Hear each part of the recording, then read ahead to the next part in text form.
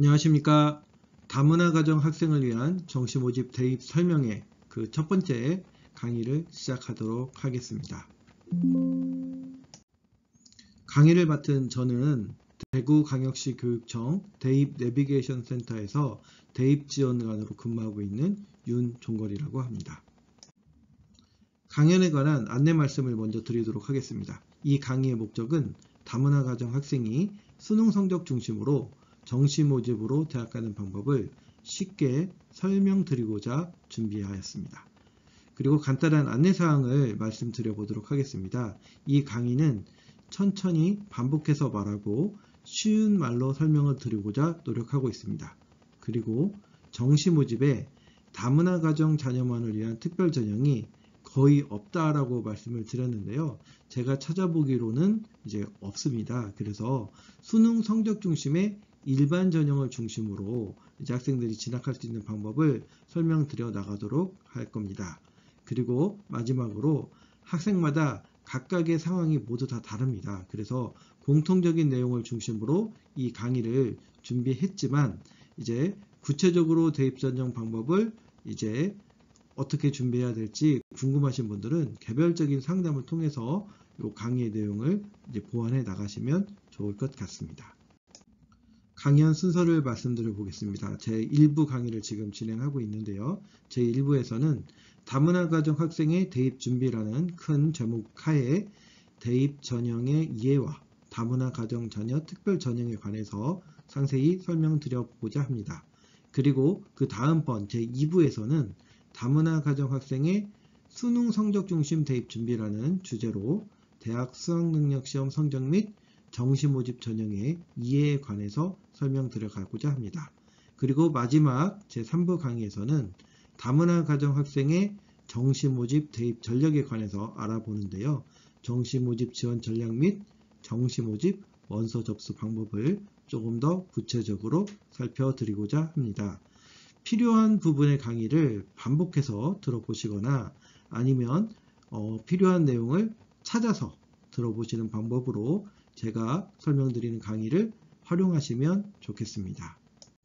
예, 이제 본격적으로 제1부 다문화 가정 학생의 대입 준비, 대입 전형의 이해와 다문화 가정 자녀 특별 전형에 관해서 살펴보도록 하겠습니다. 2024학년도 대입 모집 시기에 따른 대입 전형 분류를 먼저 살펴보도록 하겠습니다.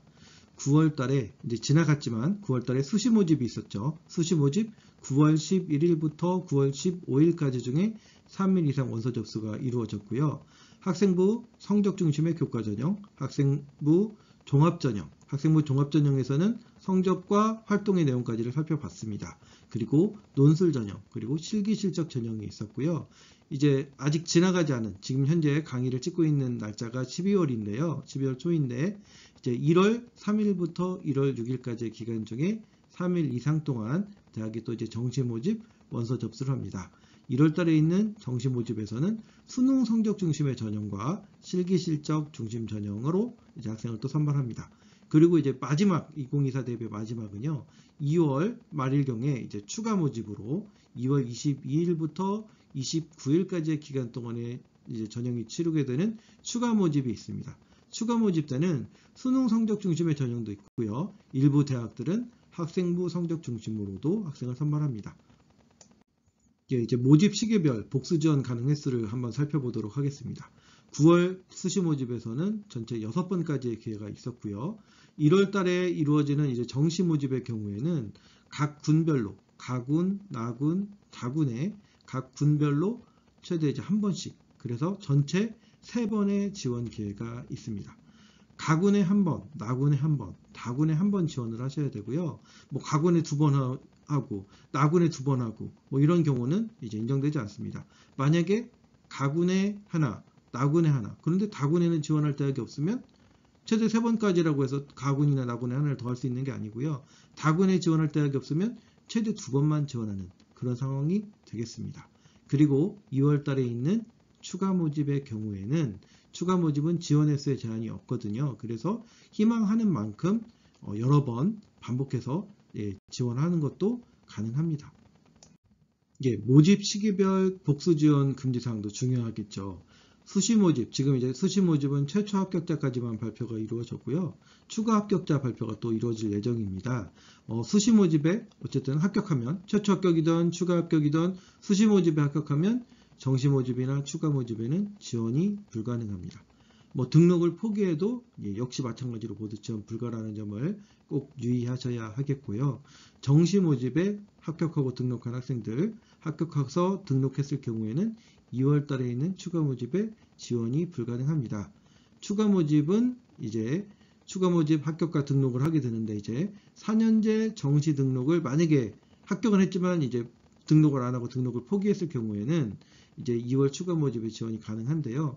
이제 충원 합격 등록 마감일 16시까지 등록을 포기해야만 이제 추가 모집 지원이 가능한 그런 상황입니다. 그리고 산업대나 전문대 정시 모집 합격자는 등록 여부와 상관없이 그 4년제 대학의 추가 모집에도 지원을 할 수가 있겠습니다. 2024 모집 인원의 변화, 권역별로 먼저 살펴보시게 되면요.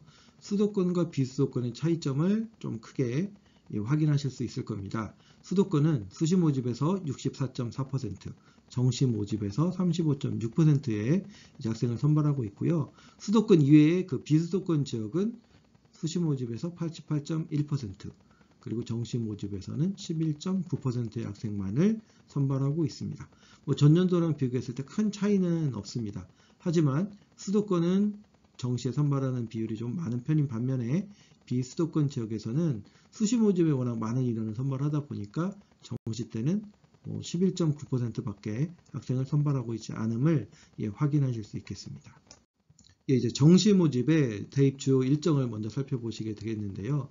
원서 접수는 1월 3일, 2024년 1월 3일 수요일부터 시작해서 1월 6일 토요일까지의 일정 중에 각 대학별로 3일 이상은 원서 접수를 받도록 하고 있습니다. 그렇다 보니까 이제 마감하는 일자 그리고 시간이 대학마다 모두 다릅니다. 따라서 여러분들이 지원을 희망하는 대학에 이제 원서 접수 마감일과 마감 시간을 반드시 이렇게 명확하게 알고 계셔야 지원에 불이익이 없을 것 같고요. 전형 기간은 가군, 나군, 다군별로 다른데 이제 정시 모집의 경우에는 보통 수능 성적 100%로 선발하는 경우가 많아서 큰 상관이 없다 이렇게 생각하실 수도 있겠지만 면접이라든지 아니면 대학별 이제 실기고사 같은 게 있는 그런 학교들 같은 경우는 그 전형 기간이 조금 가군, 나군, 다군별로 조금 다르다 아시면 될 것 같습니다. 그리고 합격자 발표는 24년 2월 6일까지 이루어져야 되고요. 그리고 합격자의 등록도 2월 7일부터 13일까지 있고 이제 그거는 이제 최초 합격자 기준이 되겠는데 이제 추가 합격자 되는 추가 합격을 통보하는 거는 2월 20일 화요일 날까지고요. 그리고 그 추가 합격자들이 이제 등록하는 기간은 2024년 2월 21일까지가 되겠습니다. 그리고 이제 2024 대입의 이제 마지막 일정이 이제 추가 모집이 되겠는데요. 추가 모집은 이제 2024년 2월 22일 목요일부터 시작해서 2월 29일 목요일까지 이제 그 기간 동안에 원서 접수와 전형과 합격자 발표와 등록까지가 모두 이루어져서 이제 최종적인 등록 마감이 2024년 2월 29일까지 이루어집니다. 다문화 학생과 다문화 가족 자녀 전형의 그 대상자가 어떻게 다른지를 한번 설명드려 보도록 하겠습니다. 보통 다문화 학생이라고 하면은요, 이제 통상적으로는 국제결혼 가정의 자녀, 부모님 중에 친부모님 중에 한 명만 외국 국적을 갖고 계시고 다른 한 분은 대한민국 국적을 갖고 계신 경우, 그런 경우가 이제 국제결혼 가정 자녀가 되겠고요. 그리고 외국인 가정 자녀도 다문화 학생이라고 보통 합니다. 그래서 외국인 가정 자녀는 친부모님 두 분 모두 다 외국 국적인 경우가 되겠죠. 그래서 교육통계 서비스의 다문화 학생에는 국제결혼 가정 자녀뿐만 아니라 외국인 가정 자녀까지가 다 포함이 되고 있는데 이제 우리가 보통 대입 전형에서 말하는 다문화 가족 자녀 전형에 지원 가능 학생은 이제 국제결혼 가정 자녀만 해당이 되는 거죠. 다문화 가족 자녀 전형에 지원 가능한 학생은 친부모님 중 한 명은 외국 국적이고 다른 한 분은 대한민국 국적인 경우에 해당이 되고 외국인 가정 자녀는 이제 상황에 따라서 조금 더 구체적인 상황을 따져봐서 외국인 전형을 통해서 대입 지원은 가능하신데 이제 다문화 가족 자녀 전형은 이제 조건이 충족되지 못합니다. 물론 이제 국내 고등학교를 졸업한 것과 이제 같거나 이제 동등한 그런 이제 학력이 인정되는 경우에는 다른 학생들과 마찬가지로 이제 일반 전형으로는 또 지원이 다 가능한 상황입니다. 그래서 내가 다문화 가족 자녀 전형이 해당이 안 되는데, 아니면 외국인 전형도 안 되는데, 그러면 어떡하지? 대학을 못 가나? 걱정하실 필요는 없습니다. 물론 조금 유불리 여부는 차이가 있겠지만 이제 일반 전형으로 고등학교 졸업 이상의 학력, 동등 학력 이상만 인정된다 한다면 이제 그 국내 다른 학생들처럼 이제 일반 전형으로 대학을 진학할 수 있는 방법은 있겠습니다. 일반 전형의 지원 자격 기준 간단하게 살펴보면요. 일반 전형은 일반 학생 대상으로 보편적인 교육적 기준에 따라 학생 선발하는 전형. 그러니까 이제 고등학교 졸업과 동등 이상의 학력만 인정된다라고 하면 뭐 종교, 성별, 재산, 장애, 연령, 뭐 졸업연도 이런 거 상관없이 모두 다 지원할 수 있는 전형이 일반 전형이고요. 이제 앞서 말씀드린 것처럼 다문화 가족 자녀 전형이나 외국인 전형의 지원 자격 요건이 안 되는 학생도 요 일반 전형은 고등학교 졸업 이상의 동등 학력만 인정된다라고 한다면 지원이 가능한 그런 방법이 되겠습니다. 일반 전형과 다르게 이제 특별 전형은요, 특별한 경력 소질 아니면 대학이 제시하는 기준, 뭐 차등적인 교육적 보상 기준에 의한 전형의 필요성이 있는 경우에 이제 학생을 선발하는 전형이 되겠는데요. 뭐 사회 통념적 가치 기준에 적합한 합리적인 입학 전형 기준 및 방법에 따라서 공정한 경쟁에 의해서 공개적으로 시행하는 그런 전형이 되겠습니다. 다문화 가정 자녀 전형 같은 경우는 이제 특별 전형에 해당이 되겠습니다. 특별 전형의 구분을 좀 이렇게 구체적으로 살펴보게 되면요. 대학 입학 전형 기본 사항에 의한 특별 전형, 여기 보시는 것처럼 정원내, 정원내 해서 이렇게 여러 전형들이 있습니다. 그런데 우리가 관심을 갖고 살펴보게 되는 다문화 가정 자녀 전형의 경우는 대학이 정한 기준에 의한 특별 전형이 뭐 예시적인 전형의 하나이거든요. 그러다 보니까 이 다문화 가정 자녀 전형은 대학에서 정한 이제 대학의 모집 요건과 대학의 그 입학 담당자가 정한 원칙에 따라서 전형이 운영되게 되겠습니다. 다문화 가족 자녀 전형의 기본적인 조건을 한번 살펴볼까요? 결혼 이전에 외국 국적이었던 친모나 친부, 아버지나 어머니 중에 한 분은 이제 두 분이 결혼하시기 전에 한 분은 외국 국적이셨고 다른 한 분은 이제 대한민국 국적이신 분이 결혼을 하셨고요. 그 결혼을 통해서 내가 이제 자녀가 태어난 경우에 그 자녀가 다문화 가족 자녀 전형으로 대학을 진학할 수 있는 겁니다. 그래서 부모님 중 한 분은 대한민국 국적, 다른 한 분은 다른 나라 국적인 분이 만나서 결혼을 일단 하시고, 그래서 그 결혼을 통해서 내가 태어났고, 그래서 나는 대한민국 국적자인 상황에서 지원할 수 있는 그런 게 되겠고요. 그런 전형이 이제 되겠고요. 이제 단 결혼 전에 외국 국적이던 친부나 친모 중에 한 분이 과거 대한민국 국적을 포기한 사실이 있는 경우 지원 자격을 인정하지 않는다라는 좀 이제 단서 조항이 있습니다. 그리고 지원 자격에 의문점이 있는 경우에는 내가 지원을 희망하는 대학의 입학 담당자에게 직접 전화 문의해서 관련 내용을 좀 정리하고 확인받아 놓는 것이 꼭 필요하겠습니다. 그런 이유는 이제 다문화 특별 전형 같은 경우 이제 대학이 이제 자체적으로 운영하는 특별 전형이다 보니까 그 각 대학의 이제 방침 기준이 더 의미 있고 중요하기 때문에 그렇다 설명드릴 수 있겠습니다. 다문화 가정 자녀 전형의 그 조건이 충족되지 못하는 부모님 두 분이 모두 다 외국인인 경우, 뭐 이런 경우에는요, 외국인 전형의 조건에 해당될 수 있습니다. 제가 예시적으로 2023학년도 2학기에 외국인 전형으로 학생을 선발한 경희대 모집 요건의 내용을 좀 가져와 봤습니다.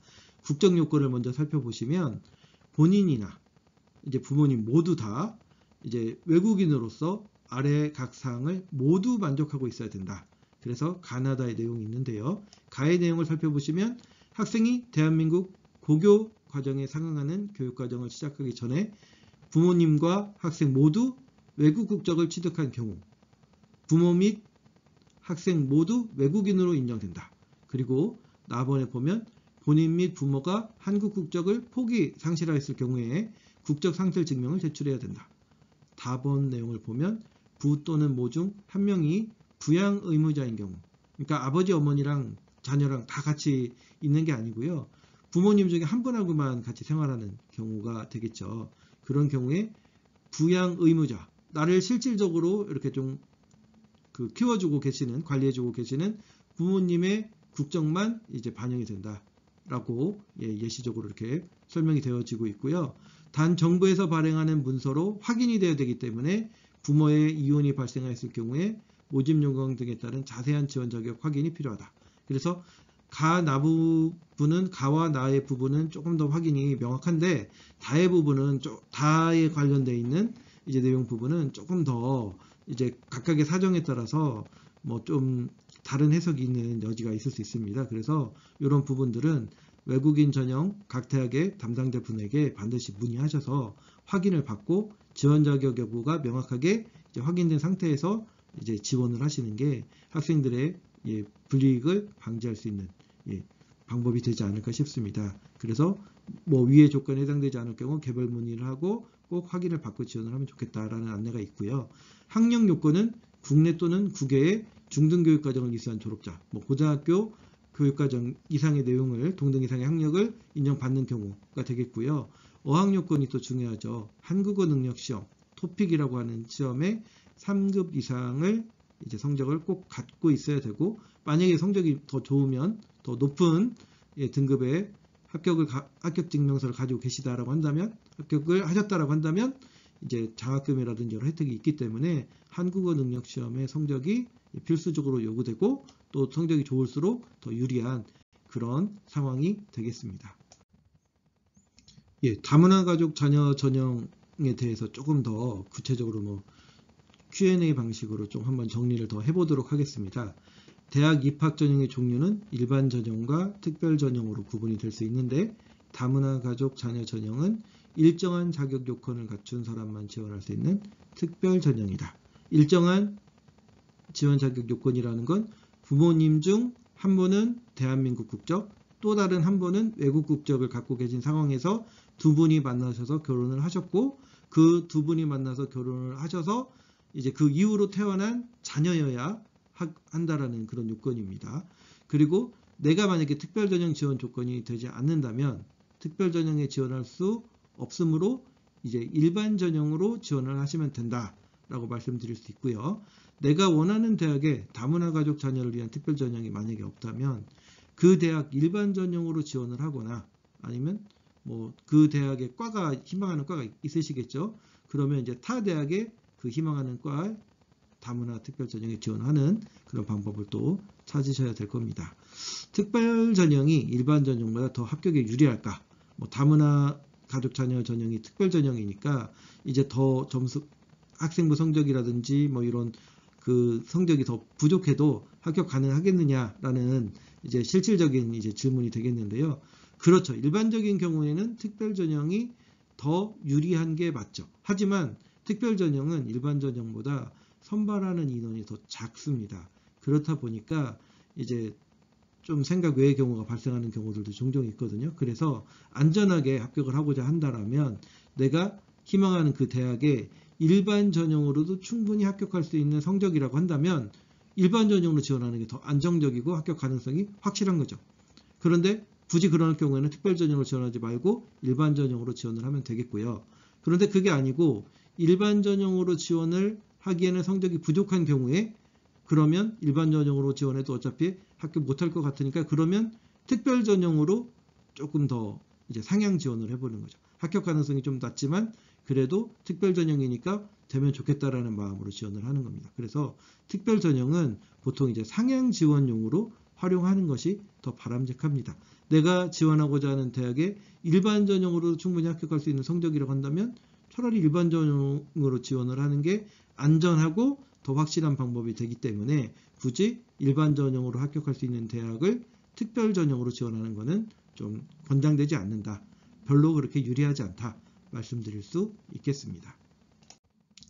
올해는 정시 모집에서 다문화 가족 자녀 전형으로 이제 학생을 선발하는 대학이 제가 확인하기로는 없는 것으로 보여지는데요. 이제 작년까지는 청주교대가 그렇게 선발을 했었습니다. 그런데 이제 올해 변경된 모집 요강의 내용을 제가 한번 살펴보고자 하는데요. 작년 정시 모집에 다문화 가족 자녀 전형 특별 전형으로 청주교대가 선발을 했지만 올해 같은 경우는 수시 모집에서는 다문화 가족 자녀 전용으로 이제 학생을 선발했고, 작년에는 수시에 미충원된 인원을 정시 다문화 가족 자녀 전용으로 선발했지만, 올해는 다문화 가족 전용으로 선발하지 않고 일반 전용으로 선발하겠다라는 부분을 이렇게 정시 모집 요강을 통해서 밝혀주고 있습니다.